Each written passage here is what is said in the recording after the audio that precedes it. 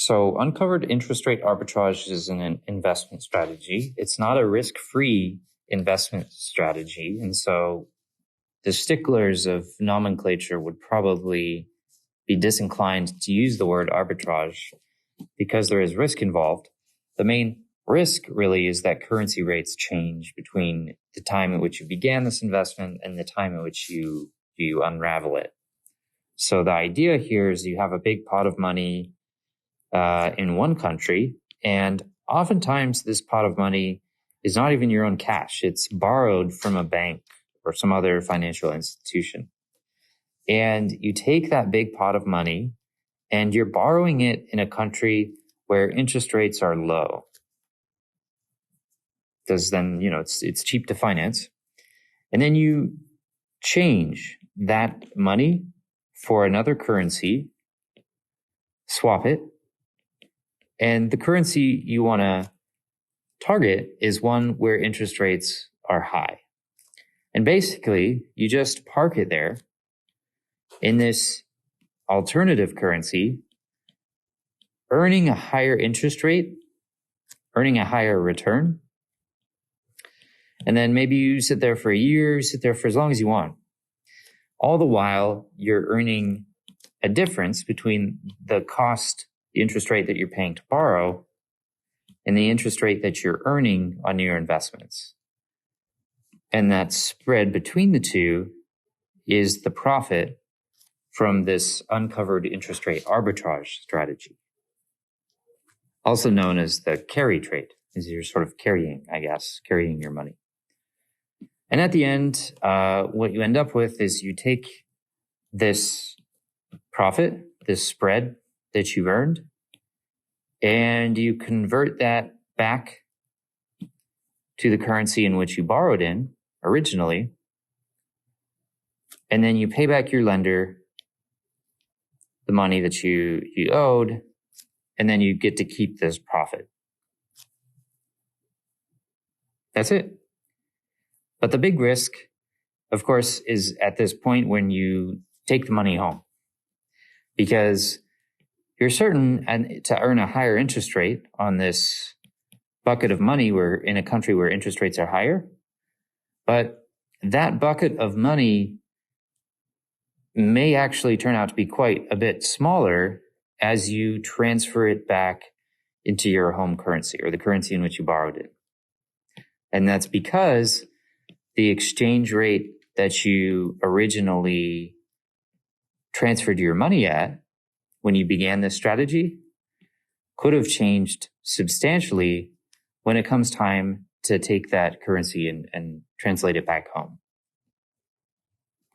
So if this currency here, your investment currency, depreciates, then you can see your profits quickly wiped out. Any sort of profits from this interest rate differential can be completely wiped out by changing values of this investment currency. In practice, a common currency for borrowing for this type of strategy is the Japanese yen, JPY, because for the longest time, interest rates in Japan have been low, very low, pretty much, with few exceptions, the lowest in the world. So it's very cheap to borrow over there.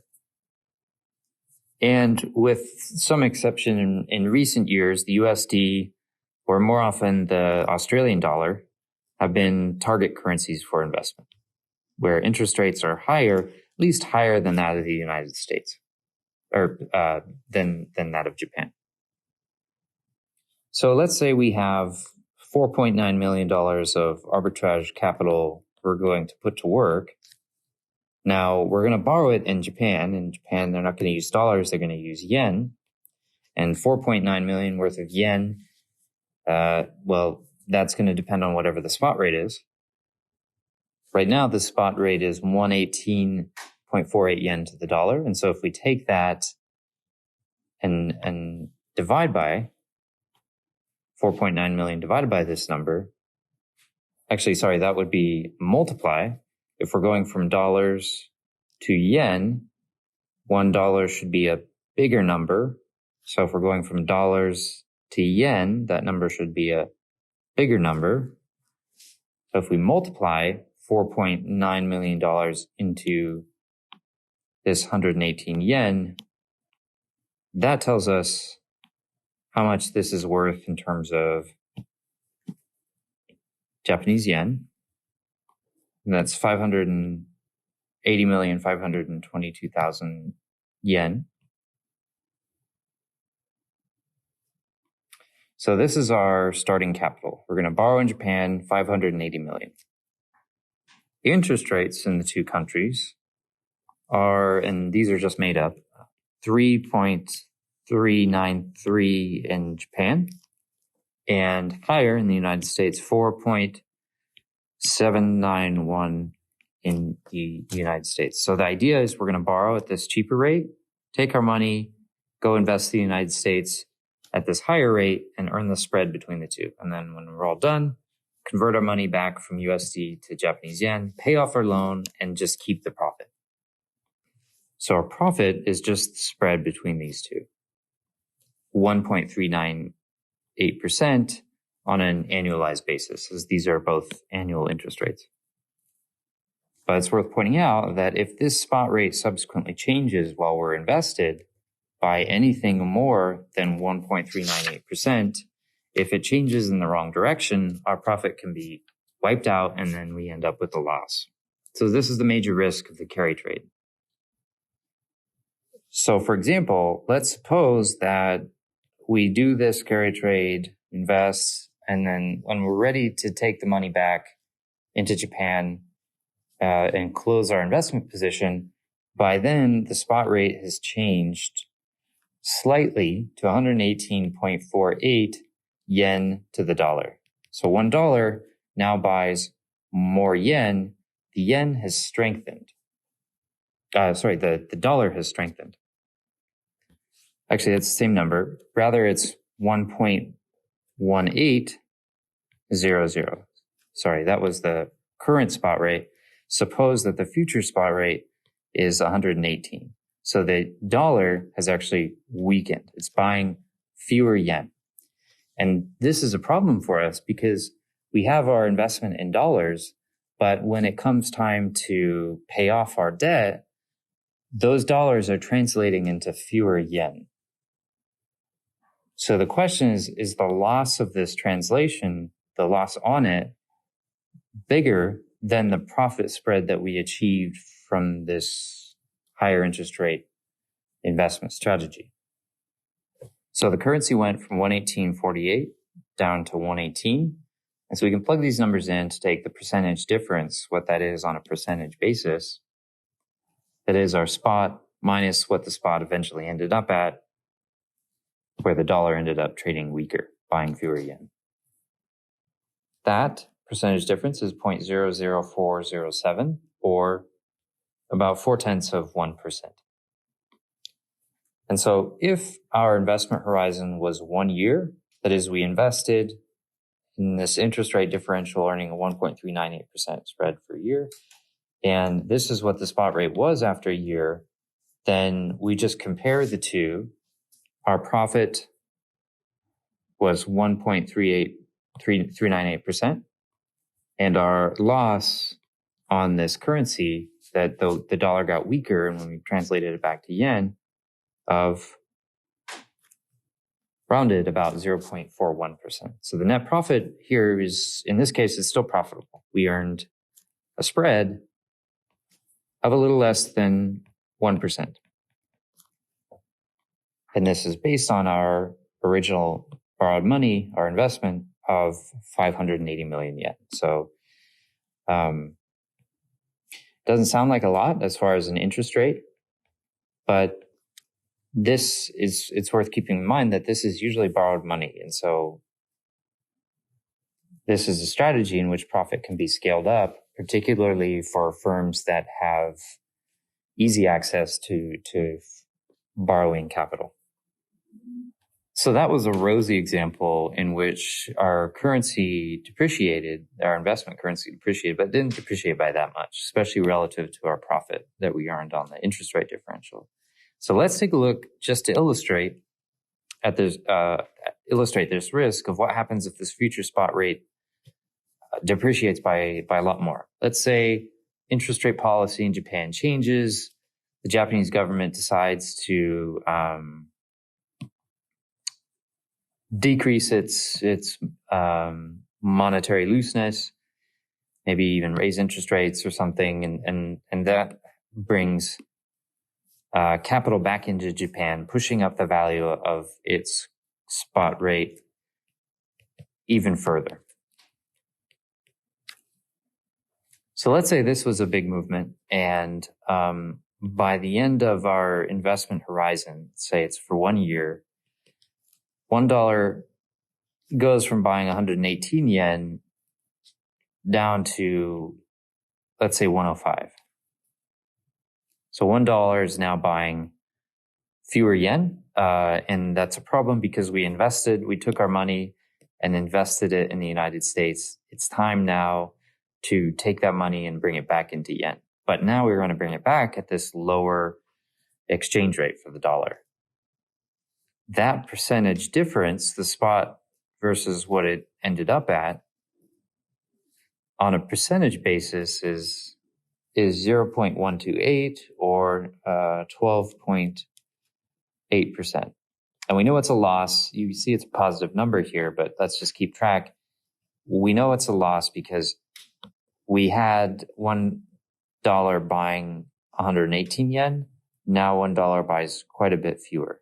And we're kind of going the other way. We're going from dollars, converting it back to yen, and we're converting it at this weaker rate.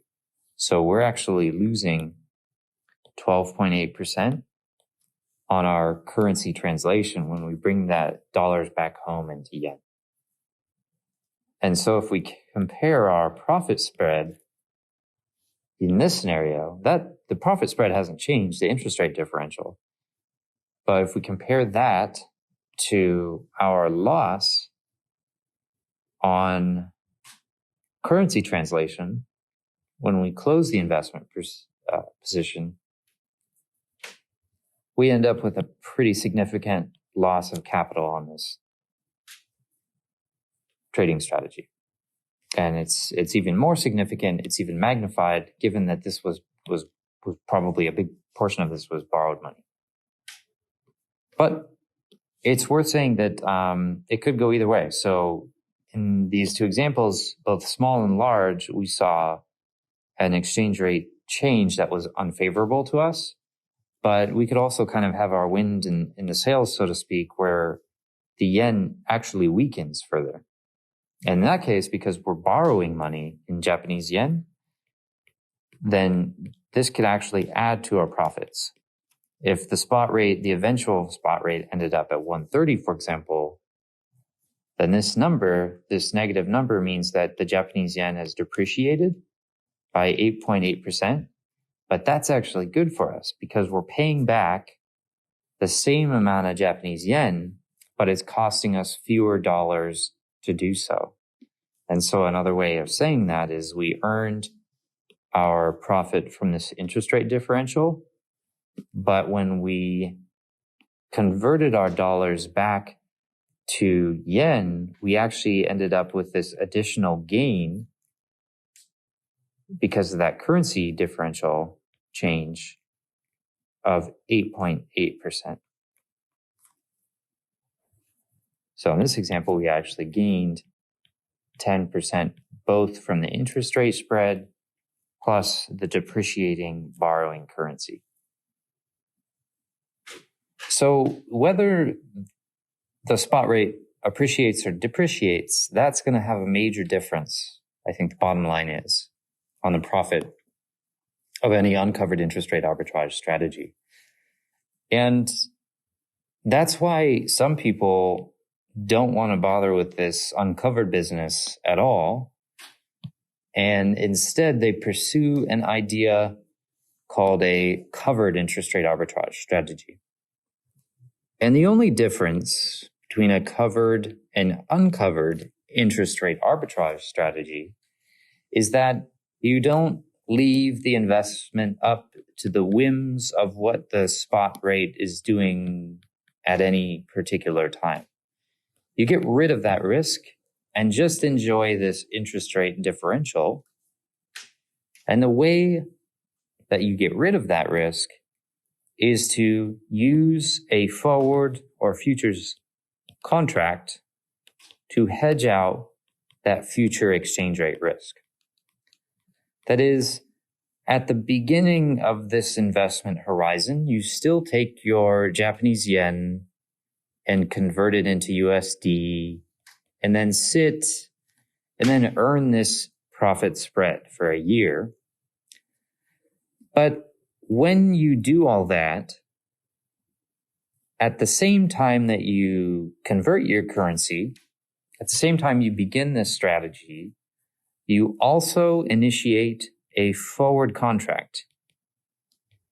You,